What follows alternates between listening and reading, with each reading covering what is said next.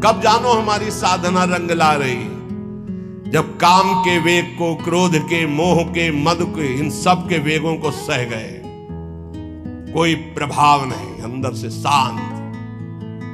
किसी से कहना मत, क्योंकि कहने से सत्ता दृढ़ होती है।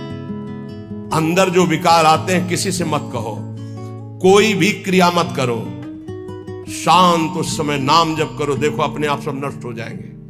और नष्ट आपको नहीं करना, कोई है आपका जो आप पर नजर रख रहा है। कोई आक्रमण आपको परास्त तब तक नहीं कर सकता जब तक आप आज्ञा का उल्लंघन नहीं करेंगे। आप अपने हाथ से कोई क्रिया नहीं करेंगे, आप कोई गंदे दृश्य नहीं देखेंगे, तब तक किसी की ताकत नहीं कि आपको भ्रष्ट कर सके। ध्यान रखना, क्योंकि आप गुरु कृपा कवच में हैं। जब आप आज्ञा उल्लंघन कर देंगे तो फिर लक्ष्मण रेखा पार हो गया, फिर आपको दंड भोगना पड़ेगा। लोभ मोह परद्रोह दोष दुख कलि कुचाल, ये सब तरसें लागे, अर्थात वो चाहते हैं कि मैं इसको अपने अधीन करूं, पर हिम्मत नहीं कि छू सके। किसको? जिसकी जिह्वा पे राधा राधा नाम और हृदय में गुरु कृपा का अनुभव शुरू हो गया है। इंद्रिय दमन, ये पहचान है साधुता की, नहीं तो फिर नाटक है, पाखंड है, दंभ है। बिन विवेक वैराग्य भक्ति बिन सत्य नये को मानो, भगवत विमुख कपट चतुराई सो पाखंडे जानो, चाहे गृहस्थ हो चाहे विरक्त। अगर इंद्रियां संयम में नहीं है, मनमानी विकार भोगे जा रहे हैं, तो नौटंकी नाटक भले हो सकता है, वो गृहस्थ उपासक है ना, वो विरक्त उपासक है। इंद्रिय दमन तो अमन सब भाते हैं, सब भात से मन अमना हो गया है तो परम शांति परम चैन है। क्षमाशील संतोष सुराई शांति सहज सुख सरसें लागे। उपासक के अंदर क्षमा बढ़ने लगा, चाहे जितना कोई अनिष्ट करे, कभी द्वेष हो ही नहीं सकता, कभी उसको साप दे ही नहीं सकता, कभी उसका मंगल नहीं कर सकता, जिसके ऊपर राधा नाम की कृपा हो गई है। क्षमा, जाओ, तुम्हारा मंगल हो, भगवान तुम्हारा कल्याण करे। संतोष, किसी भी परिस्थिति में शोक नहीं होगा, जैसे प्रभु रख रहे, बड़ी कृपा है। शांति, कोई भी द्वंद्व से अशांत नहीं कह सकता। सहज सुख सरसें लागे, सहज सुख आत्म सुख है, आत्म सुख का रसास्वादन होने लगा। दास बना, ये कैसे हुआ? नाम जपी, पहले दास शब्द है, आश्रय। बहुत जोर की बात हमारे हृदय में बार बार उठती कि ये लोग समझ जाएं कि भगवत प्राप्ति आश्रय से होती, आश्रय से, दृढ़ आश्रय। दास बना पहले, जप नाम दूसरा। बिगड़ी जन्म अनेक की अवै सुधरे, आज हो ही राम को पहले, फिर नाम जप दूसरा, फिर तज कुसुमाज तीसरा। यहां से शुरू किया जाता है सब उपदेश। पहले विकार त्यागो, फिर नाम जप करो, फिर भगवान की शरण में हो। ऐसा नहीं होता, पहले भगवान की शरण में हो, नाम जप करो, तुम्हें बल मिलेगा, विकार छूट जाएंगे। उपजा मुक्ति, मुक्त पद, बहुत सुंदर महात्माओं के वचन है। पहले भगवत दासत्व आश्रय, खूब नाम जप, तो बोले मोक्ष पदवी हृदय में ही प्रकाशित हो गई। ये मोक्ष पदवी क्या है? इसकी पहचान क्या है कि आप मुक्त हो गए। शत्रु मित्र समजान मान मान अपमान सम दुख सुख लाभ नहान या जो कृपा हरिवन, ये मुक्त पुरुष का लक्षण है। चाहे शत्रु हो उसके साथ व्यवहार कर रहा हो, या मित्र हो, दोनों में समान भाव, मान और अपमान में समान भाव, सुख दुख में समान भाव, लाभ हानि में समान भाव, जय पराजय में समान भाव। ये जिसके हृदय में आ गया वो मुक्त हो चुका है। गीता जी में भगवान ने कहा, निर्माण अमोहाजित संग दोषाध्यात्म नित्या विनिवृत्त कामा द्वंद्वेर विमुक्ता सुख दुख संगई गच्छन्त अमूढ़ा। ऐसा अमूढ़ अव्यय पद का अधिकारी महापुरुष मुक्त पद में विराजमान कौन है? बोले जो मान रहित हो चुका है। मान बिल्कुल उसके हृदय में प्रियता पैदा नहीं कर पा रहा, और अपमान बिल्कुल दुख नहीं पैदा कर पा रहा। अमोहा, ना अपने शरीर से मोह है, ना किसी के शरीर से मोह है। ये मुक्त पुरुष का लक्षण है। जित संग दोषा, चाहे जितने भोगों के बीच में उसका मन भोगने के लिए चलेगा ही नहीं, वो जीवन मुक्त पुरुष है। जित संग दोषा, अध्यात्म नित्या, निरंतर आत्मस्वरूप में स्थित, विनिवृत्त कामा, समस्त कामनाएं निवृत्त हो चुकी हैं। द्वंद्व में मुक्ता, हर द्वंद्व से वो मुक्त हो चुका है। मान अपमान, सुख दुख, लाभ हानि, चिंता शोक भय मृत्यु, सब से सुख दुख संगय, सुख और दुख में समान भाव। ऐसा महापुरुष, परम ज्ञानी महात्मा, वो जीवन मुक्त है।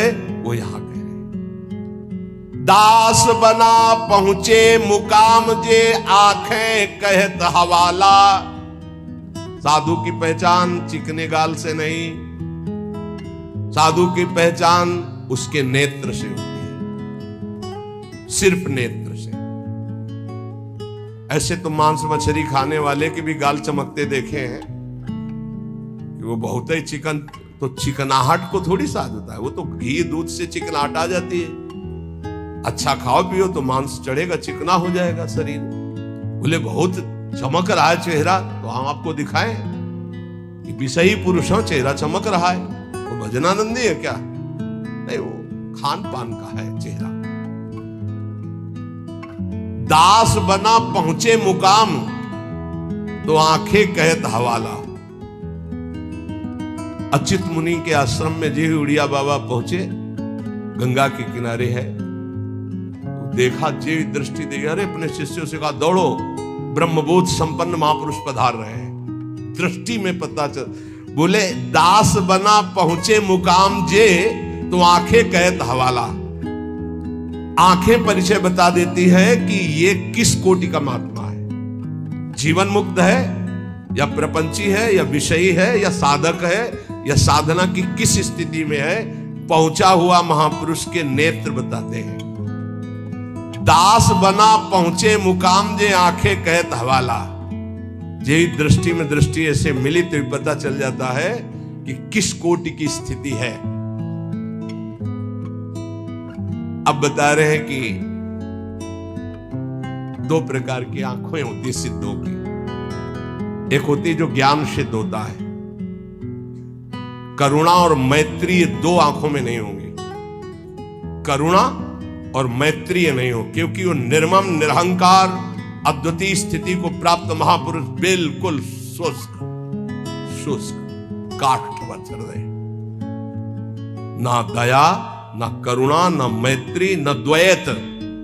जब अपने सिवा है नहीं कोई, तो आप उनकी दृष्टि में देखोगे तो ना हिलन, ना डुलन, और नेत्र के आसपास की सारी पुतली साफ एकदम श्वेत, वो ब्रह्माकार वृत्ति के नेत्र होते हैं। रुद्रवत एकदम दृष्टि उनकी, और बिना चंचलता रहे, बार बार ऐसे नहीं, खुले हो, एकदम अलक्ष श्वेत पुत्री, सिंहवत दृष्टि। और दूसरे होते प्रेमियों के, नशा ललाई, जैसे भांग छाने हो या कोई नशा करे हो तो लाल आंख नहीं हो जाती, ऐसे लाल आंख होती है प्रेमियों की, क्योंकि प्रायः वो रुदन करते हैं, तो आंखें सूजी हुई या आंखों के नीचे लालिमा, थकित, पूतरी, वो एक विचित्र दशा, बड़े ही सरस, बड़े ही व्याकुल, बड़े ही थकित नेत्र, पलक न लागत हाला, अपलक दृष्टि उनकी भी रहती है। ज्ञानी की दृष्टि भी ऐसी होती है, प्रेमी की दृष्टि होती है, पर दोनों में अंतर होता है।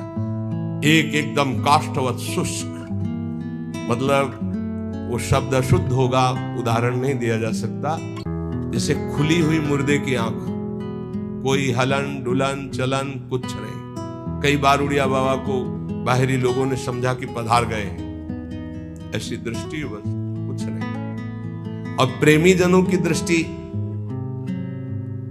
नशा ललाई, थकित पूतरी, पलक न लागत हाला, मतलब नेत्र ऐसे कि देखो तो आसक्त हो जाओ, बड़े सरस, बड़े प्रेमी, बड़े थकित, और हल्की सी लालिमा नेत्रों में छाई हुई है, सुरंग नेत्र हैं और घूर्णित नेत्र हैं। प्रेमी जनों के घूर्णित नेत्र, जैसे नशा ललाई का तात्पर्य यही है। थोड़ी थोड़ी देर में ऐसे आपको लगेगा कोई नशा खाए है क्या, उनके नेत्र, क्योंकि प्रिया प्रीतम के उस प्रेम रसाशों में उनके नेत्र झूमते हैं। अलसाने से रहित हमेशा हरि जस सुनि दृग नीरा। थोड़ी सी प्रभु की बात सुने कि आंखों से आंसू की धारा बहने लगी, और अलसाने से रहते हैं, न सोना न जागना। अखियां रूप के रंग रंगी, निरखी स्वरूप कुंवरी राधे को, याही माही पगी। ये अखियां रूप के रंग रंगी, ना सोई ना जगी। प्रियाजू के रूप रस में हर समय अलसाई हुई, एक जैसे कोई नशा किए हो ऐसे उस नशे। ढरक चलत कबही भरियावत पुलकावली शरीरा, गद गद गर चित शांति थका मन, तनहु थका दर्शाई। ज्ञान विराग भक्ति से पूरे, जगत न सकत समाई। ऐसे प्रेमी जनों के नेत्र जहां जगत का प्रवेश ही नहीं है, हृदय कंठ गदगद हो जाता है, चित्त शांत है, मन अचंचल है, तन एकदम थकित शिथिल भाव में डूबे हुए। बोले ऐसे जो महापुरुष होते हैं तो दास बना पहुंचे मुकाम जे आंखें करत हवाला। ऐसों के नेत्र बताते हैं कि मुकाम में पहुंचे हुए ये जन है। श्री भगवान जगत गुरु श्री कृष्णचंद्र जी कह रहे हैं जो पहुंचे हुए महापुरुष है वो शरीर को अपने वश में किए होते हैं। यही सबसे बड़ी चूक हो रही है। ये बहुत बड़ी चूक है जो हमारी निंदा का कारण बनती है। हम संतों की या भक्तों की जो निंदा का कारण बनता है वो ये नाशवान दुष्ट नीच शरीर है। इसको जब तक मैं माना जाएगा ये नीच आचरण कराता ही रहेगा, गुरुजनों की, आचार्यों की, भगवान की निंदा करवाता रहेगा।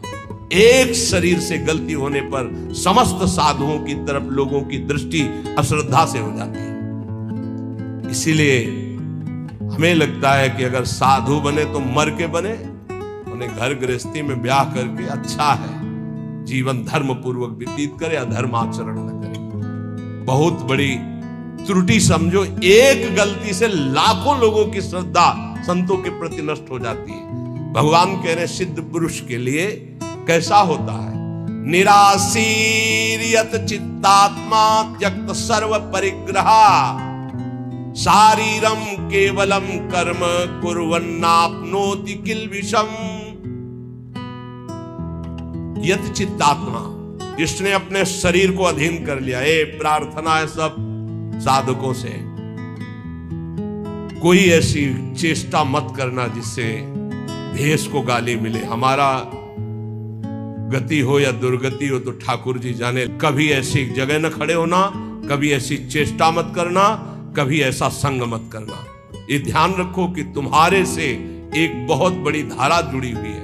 तुम्हारे गुरु, गुरु के गुरु, गुरु के गुरु, आचार्य, इष्ट, पूरा। एक आपकी गलती पूरे को गालियां दिलवा सकती, पूरे विश्व के संतों के प्रति अश्रद्धा हो सकती। इसलिए सावधान। जिंदगी में हम नीच हैं, पामर हैं, हमारी गति हो दुर्गति हो भगवान जाने। हमसे ऐसा आचरण न बन जाए कि हमारे गुरुजनों को गाली मिले। उन्होंने कोई हमारे साथ धोखा दगा नहीं किया, मंत्र दिया, उपासना दिया, वेश दिया, तो आचार्य और गुरु और इष्ट इनको गाली न पड़े, हर समय सोचना चाहिए। ये शरीर को जब तक जीतोगे नहीं तब तक गलती हो ही जाएगी, चाहे कसम खा लो, चाहे जो कुछ कर लो। इस दुष्ट शरीर को जीतना चाहिए। बात ध्यान से समझना, ये बहुत दुष्ट है। जीवन हो जा रहा खवाए खवाए खवाए खवाए, अब खाया नहीं आज तक। जीवन हो गया दिखा दिखा करके दुनिया को, आंखें नहीं भरी, कान नहीं भरे। ये वही दुष्टता, अपनी चाल, ये देखना, ये सुनना, ये भोगना। यह चित्तात्मा, सांसारिक आशाएं और इच्छाएं जब तक है शरीर को वश में नहीं कर सकते। साधुओं के वैराग्य मार्ग में या भगवत भक्त होकर के चेहरा बनाने की जरूरत नहीं है, स्वरूप बनाने की जरूरत। स्वरूप को प्रकाशित करो, पूरा विश्व नमन करेगा। चेहरा तो नौटंकी नाटक वाले बनाते हैं, जब थोड़ी देर के लिए साधु बनते हैं वो बनाते हैं, जिससे पूरा साधुता का हम रोल कर सके। हम रोल नहीं करते, हम उस मार्ग में चलने वाले पथिक हैं। साधुता का रोल 2 घंटा कोई कर सकता है, लेकिन जीवन भर साधु बन के रहना वो बहुत कठिन बात है। इसलिए ये नहीं, हम भगवत मार्ग के पथिक, हमारा कोई भी बाहरी शारीरिक नाटक ऐसा नहीं होना चाहिए जो धर्म विरुद्ध हो। बिल्कुल समझ के चलना चाहिए। आज आचार्यों गुरुजनों के चरणों में बैठ करके साधुता का भाव नहीं, लाल कपड़ा हम या पीले कपड़ा हम पहने, इसके बाद यहां से बढ़िया माकुआ तेल लगा के ऐसे, ये कौन से शास्त्र में लिखा है? तुम्हारी कौन सी परिपाटी, कौन सा भेष ऐसा है? बिल्कुल नहीं। आज कोई टोकने वाला नहीं, इसीलिए बहुत से बिना गुरु प्रदत्त वेश धारण किए और वो मनमानी आचरण करते हो, कहा जाता साधु। पहले पैजामा कुर्ता कहा जाता साधु, साधु पैंट शर्ट पहने कहा जाता साधु, बड़ा बड़ा टाइटल लिखा जाता है। अब उनके जब आचरण होते तो बोले अमुक संत भ्रष्ट हो गया। संत परिपाटी देखो, संतों की मर्यादा देखो, संतों के चरणों में बैठकर जो साधुता सीखी जाती है वो कब हुआ? यत चित्तात्मा भगवान कह रहे हैं, यत चित्तात्मा। बहुत अच्छे से समझ लो, संसार में जब तक शरीर के भोगने की कोई भी आशा रहेगी तो साधुता नहीं टिक पाएगी। बहुत इसे धैर्य पूर्वक, सांसारिक इच्छा, सांसारिक भोगों की चाह, इससे तुम्हारा शरीर अपवित्र हो जाएगा। तुम्हारे द्वारा ऐसे आचरण होंगे जिससे तुम्हारी साधुता नष्ट हो जाएगी। शरीर और इंद्रिय और मन के वशीभूत होकर के जो आचरण किया जाता है वो निश्चित अपवित्र है और वो अधर्म होगा और वो गालियां दिलवाने वाला ही होगा। श्रद्धा उपजाना बहुत कठिन होता है भाई, बहुत कठिन होता है। नास्तिक के हृदय में श्रद्धा प्रकट करना, विषयी पुरुष के हृदय में श्रद्धा प्रकट करना और नष्ट करना एक क्षण की बात होती है। जन्म जन्मांतरों की सुकृति एकत्रित होने पर श्रद्धा होती है और एक चेष्टा पूरी लाखों की श्रद्धा नष्ट कर देगी। लाखों का मंगल करने का पाप लगेगा उसको और वो दुर्गति को प्राप्त होगा। इसलिए साधु वेश में बहुत होश में, ये कोई खिलवाड़ नहीं है। ऐसे लोग करते तो खिलवाड़ नहीं, सारी जिम्मेवारी है आपकी। ऐसे कर दिया तो जिम्मेवारी, उनकी श्रद्धा की रक्षा करना तुम्हारा कर्तव्य बन गया। उनके कल्याण की तरफ तुम्हारी दृष्टि जानी चाहिए। ऐसा कोई ये नहीं कि तुम स्वामी बन गए तो जो मनावे सो आचरण करो, ऐसा नहीं है। शरीर इंद्रियां अंतःकरण सिद्ध पुरुष के वश में होता है। साधक को चाहिए कि इनके वश में होकर कोई कार्य ना करे। तुम अकेले नहीं हो, तुम्हारे साथ बहुतों की निंदा होगी या बहुतों की प्रशंसा होगी, ये बात ध्यान रखना है। केवल अपना जीवन होता तो कोई बात नहीं है, गलती हो गई, त्रुटि हो गई या पिट गए या जो भी हो गया सब हो गया। आज तुम नहीं हो, तुम्हारे साथ बहुत जुड़े हुए हैं, तुम्हारे गुरु, तुम्हारे आचार्य, तुम्हारे इष्ट और लाखों श्रद्धा। अगर एक भी त्रुटि तो लाखों की श्रद्धा और पूज्य जनों का अपमान घोर नरक पहुंचा देगा, दुर्गति करवा देगा। त्यक्त सर्व परिग्रहा, जो सिद्ध पुरुष होता है उस शरीर को ही अपना नहीं मानता तो और परिग्रह की बात क्या है। सब सन्यासी हो जो भगवत मार्ग के पथिक हैं, ये तो सर्वाणि कर्माणि मयि सन्न्यस्य मत्पराहा, सारे कर्म भगवान को अर्पित करके जो भगवान के परायण है, चाहे गृहस्थ हो चाहे विरक्त हो, वो सन्यासी है। जो मन का निसंकल्प और वाणी का मौन दंड और शरीर का निष्कर्म संयम पूर्वक, अगर ये दंड नहीं तो किस बात का सन्यासी। भगवान ने एकादश स्कंद में कहा है, वाणी का मौन, मन का निसंकल्प और शरीर का निष्क्रिय, ये सन्यास धर्म का स्वरूप है। तो निष्क्रिय दो प्रकार से होता है, एक जो कर्म का त्यागी होता है, एक होता है कर्म समर्पण करने वाला। भक्त कर्म समर्पण करने वाला सन्यासी होता है। ये तो सर्वाणि कर्माणि मयि सन्न्यस्य मत्पराहा, सब प्रकार के भोग संग्रह सामग्री का अपनापन भाव ना रखना, चाहे गृहस्थी में हो चाहे विरक्ति में हो। गृहस्थी में तो नाथ सकल संपदा तुम्हारी, मैं सेवक समेत सुतनारी। विरक्ति में तो जो हमारे पास मिला है वो साधु सेवा, भगवत सेवा के लिए मिला हुआ भगवत प्रदत्त वस्तु है, अपना अधिकार नहीं, अपने नौकर है, सेवक है, सिर्फ सेवा। अगर अपने सुख के लिए किसी सामग्री का संग्रह कर लिया जाए, अपने भोग की बात वस्तु मान ली जाए, तो वो उसी की दुर्गति कर देगी, ध्यान रखना। और प्रायः गलती हो जाती है, ऐसे नहीं कोई नजर आएगा। जब कष्ट सह रहा होगा साधक तब कोई नजर नहीं आएगा, और जब उसके पास वैभव एकत्रित हो जाएगा तो आ जाएंगे। कौन हो आप? तुम्हारे मामा पहचाने नहीं? अभी तक मामा कहां थे तुम भाई? अभी तक कहां? बचना, हम जो प्रार्थना करें उसको अंदर से समझना। जहां मकान बना, जहां वैभव एकत्रित हुआ, तो पूर्व जीवन के रिश्ते नाते संबंधी आके और वहां का अधिकार जताते हैं, और वहां के फिर संबंधी अपना संबंध स्थापित करके उसके अधिकारी बनते हैं, और फिर जिनके लिए आया था फिर उनकी दुर्गति होती है, भी ध्यान रखना। यही की घटना है। वो भक्तमाली जी अंतर ध्यान हो गए, उनकी बात है। वो बता रहे थे कि साधु के भाई आए, तो साधु को कहीं ना कहीं से अर्थ मिलता ही रहता है, साधु सेवा, भगवत सेवा। तो उन्होंने कहा अमुक कार्य है, 1 लाख रुपया दे दो। एक घटना है, कोई कथा नहीं। तो 1 लाख दे दिए। अब जब वो आते तो कहते हैं भाई दे यार 1 लाख रुपया, साधु सेवा वाला ले गए थे। अरे भाई दे देंगे, बड़ी समस्या गृहस्थी में रहती है। आप तो बाबा जी हो, आपको क्या पता गृहस्थी में। अब भाई है तो कह नहीं सकते हो, इतने में उनका शरीर पूरा हो गया। संत भगवान का जानते हो क्या बने थे? श्वान, कुत्ता, आश्रम के बाहर बैठे पिल्ले के रूप में। तो किसी महापुरुष को स्वप्न दिया कि मेरा उद्धार करवा दो, मेरे से गलती हो गई। 1 लाख रुपया अपने भाई को देने के कारण मेरी गति बिगड़ गई, और मैं वृंदावन में ही अमुक आश्रम का हूँ, अमुक हूँ, सामने बैठा हुआ हूँ, आप आके मुझे देख लीजिए, मैं आपको पहचानता हूँ। तो वहां गए तो वो दाष्ट पुष्ट एक पिल्ला बैठा था, पुचकारा और गोद में उठाया। बोले महाराज आप चिंता मत करो, आपका कल्याण होगा। उसके भाई के पास गए और कहा होश में जैसे बने तैसे चुपचाप 1 लाख रुपया मैं ब्याज सहित दो, नहीं हम तुम्हारे पास शासन अपना जब लागू करेंगे तो आप परेशान हो जाओगे। तुम्हारे भाई की दुर्गति हो गई जो महात्मा थे। वहां से पैसा लाए, फिर आश्रम में भंडारा किया, और फिर कुत्ता का कुछ दिनों में शरीर शांत हो गया, वो अपनी गति को प्राप्त। समझो, वैभव जहां बढ़े तो संसार के सेवा के लिए वैभव मिलता है। साधु सेवा, गौ सेवा, भगवत सेवा। घर वाले, परिवार वाले, बिटिया का ब्याह है, हमारे सहारे पैदा किया था क्या? मेहनत करो, मांगो, खाओ, जियो। हमारा तुम धर्म भ्रष्ट करने आए हो। वैराग्यवान कभी भूल करके एक सिक्का अपने परिवार वालों को ना दे, नहीं तो नरकगामी होगा, ध्यान रखना। ये हराम का पैसा नहीं है। गृहस्थ जन देते हैं भगवत प्राप्ति में लगे हुए संतों की सेवा के लिए, या श्री जी के लिए, या गौ सेवा, या धर्म सेवा के लिए।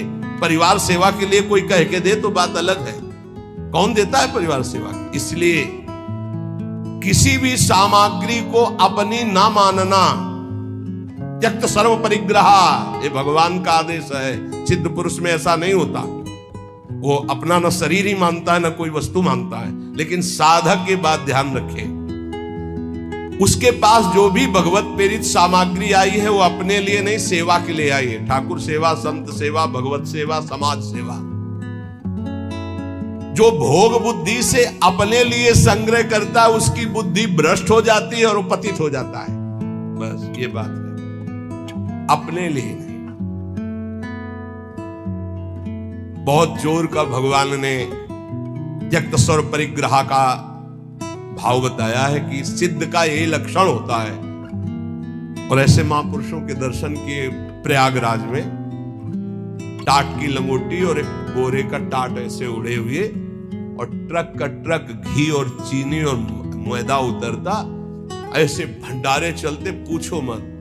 जो उनके भगत थे सबके चरण धोना, सबको नम्रता पूर्वक भगवान की तरह बैठाना और खूब प्यार से पवाना। और जो महात्मा जी थे वहां के, एक टाट और पट्टा ऐसे टाट का ऐसे उड़े हुए, और ऐसे ही रेती पे लेटना, ऐसे झोपड़ी बनी हुई थी उनकी, उसमें लेटना। और अरे वैभव की भीड़ लगी हुई थी, और आप जब सब संत पा लेते थे तो सब संतों की जूठन जो बचती उसी में एक दो और मिलाकर, क्या जीवन उनका, कोई संगय प्रयोग वैभव तो पूछो मत। कोई दिन ऐसा नहीं होता था कि 2-4 हजार रुपए एक संत को दक्षिणा में न मिले। एक से एक कंबल, एक से एक सब, पर देने वाले जब ऐसे तो वहां त्यागी ही त्यागी ज्यादा थे। देने वाले परेशान थे कि यहां कोई लेता नहीं। और सामान की ऐसी, ये वास्तविक बात यही है कि स्वयं परिग्रह रहित होकर के समाज सेवा में। एक विरक्तानंद नाम के महापुरुष थे, उन्होंने कहा स्वामी जी बहुत हो गया, बुढ़ापा है, आप इतना कष्ट सह रहे हो, क्यों सह रहे हो, अब तो आप वस्त्र धारण कर लो। वो वहीं पास में बैठे थे, तो उनका तुमको मैं बूढ़ा नजर आ रहा हूं, ऐसे कहा बूढ़ा नजर आ रहा हूं, अभी चलो बराबर गंगा जी में खड़े होकर देख लो कौन बूढ़ा होगा। तितिक्षा की मूर्ति और मुस्कुराहट ऐसी, और त्वचा एकदम सांवली हो गई थी, प्रकृति का वार सहते हैं। और जब दृष्टि उठाए तो अमृत की वर्षा होती है। संतों में एक अद्भुत, ऐसे दृष्टि से देखे तो अमृत की वर्षा होती, क्योंकि भगवदानंद में डूबे। अनिकेता, अनिकेत भगवान को बहुत प्रिय है। अनिकेत जिसके रहने के वास में ममता नहीं है। अनिकेत का मतलब जिसके घर नहीं, ऐसा नहीं, ये भी रहने का वास है और ये भी रहने का वास है, अपना नहीं है। बिल्कुल ऐसे समझो जैसे स्टेशन में रह रहे, गाड़ी आई चल दिए, स्टेशन में नहीं बैठे, खा रहे हैं, पी रहे हैं, बात कर रहे हैं, पढ़ रहे हैं, पर अंदर से क्या चल रहा है, हमारी गाड़ी आने वाली है, अमुक प्लेटफार्म में आएगी, वही इंतजार कर रहे हैं। बस हम मानो वृंदावन राधा के निकुंज प्लेटफार्म में बैठे हुए हैं, हमारी गाड़ी निकुंज वाली आने वाली है, बिल्कुल तैयारी में बैठे हैं, अपनी अटैची फिट है राधा नाम की, वो पास बना हुआ है निज मंत्र निकुंज का, बस आवे गाड़ी और चल दे। राधे श्याम भी कहने की फुर्सत नहीं इस गाड़ी में, इतनी रफ्तार की गाड़ी है कि अच्छा भैया ऐसे नहीं है, बस चल दिए, बस ऐसी तैयारी में रहो। यहाँ राधा के कुंज में कैसे रहना है, स्टेशन में जैसे रहना, ये ना किसी का था ना है न रहेगा, बस समय गुजारो और श्री जी के पास चलना। अनिकेता, रहने के स्थान में ममता रहित होना। निराशी, सिद्ध पुरुष में कोई आशा नहीं होती, और साधक को आशा, कामना, स्पृहा और वासना इसका त्याग करना पड़ता है। आशा किसी से नहीं, कामना कोई नहीं, स्पृहा कहते कि कम से कम इतना तो चाहिए ही, ये भी नहीं, और वासना जो अंदर अंतःकरण में दबी होती है, इन सबको सहना है, सहने से ही मिटता है। बोले इतनी व्यवस्था तो होनी चाहिए, क्यों होनी चाहिए, हरि की इच्छा है कि इतनी भी ना हो तो हम उसमें राजी हैं, जोई जोई प्यारो करे सोई मोई भावे। हमें लगता है 25 वर्ष तो कुल्ला नहीं किया होगा, 25 वर्ष वो जो होता है ना पेस्ट और मंजन, कुछ नहीं। जीवन को भगवदानंद में डुबोने के लिए पेस्ट लेके थोड़ी होगा जाता है, कोलगेट इसके लिए से कहां रखा है। अरे इतना गुड़ मिल जाए और एक कमंडल गंगा जल चला जाए, बड़े भाग्य की बात। निराशी, इतना चाहिए ये भी नहीं होना चाहिए, इतनी तो आवश्यकता है ही हमारे जीवन के लिए, नहीं। यही वृंदावन की कह रहे, पीछे से सब अचला फटा था, राधा वल्लभ जी के दर्शन कर ले गए। एक ओमवती मैया नाम की विरक्त संत थी, राधा वल्लभी, पता नहीं भगवान विराजमान है या श्री जी की सेवा में गई, और दष्ट पुष्ट ऐसे बैठती थी। आए बाबा, तो ये समझ में ना आवे, देर अचला फटा है, उनका समझ में तो आवे, लेकिन समझ तब हो ना तो रुपया हो हमारे पास तो कुछ है नहीं, जैसा श्री जी दिए वैसा ले। सच्ची बाबा, हाँ भैया, तत्काल गए मार्केट लाई, देर लगती वही बदल के बात, कि जिसको फिकर है वो करो, हमारे पास जो है जैसे है। निराशी, आशा भी नहीं कि इतना तो चाहिए ही, अगर वो भी फटके गिर जाए तो बाबा जी तो बाबा जी, भगवद आश्रित है। दिगंबर, दिग माने दिशाएं ही, अंबर माने वस्त्र, जिसका वस्त्र दिशाएं हैं।